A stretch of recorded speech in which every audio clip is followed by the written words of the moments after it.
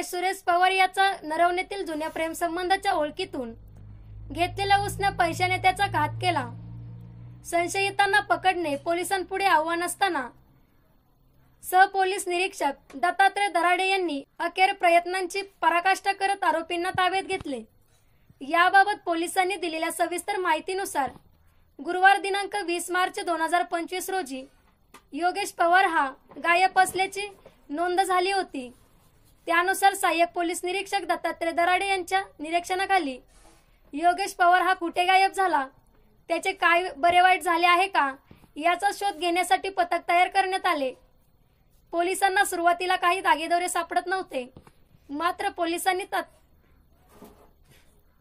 मात्र पोलिसांनी तांत्रिक पद्धतीचा अवलंब केल्यानंतर तांत्रिक विश्लेषणाच्या आधारे योगेश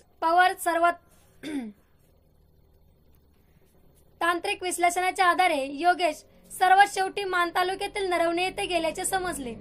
त्यानुसार नरवणेमध्ये मिळालेल्या गोपनीय माहितीच्या आधारे योगेशचे नरवणेमध्ये जुने प्रेमसंबंध असल्याची माहिती मिळाली।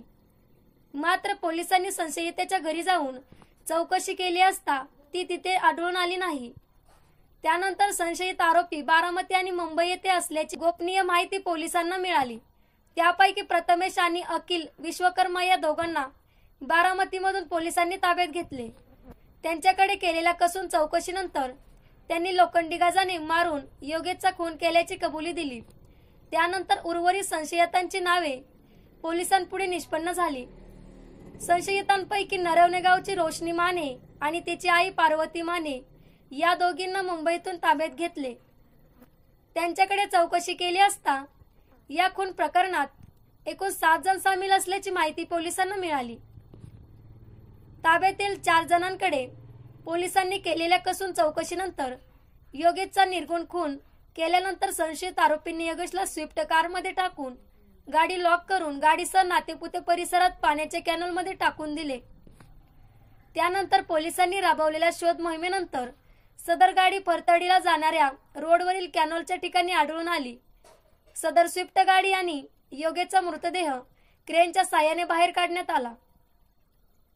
याबाबत नातेपुते पोलीस स्टेशनमध्ये आकस्मिक मृत्यूची नोंद करण्यात आली।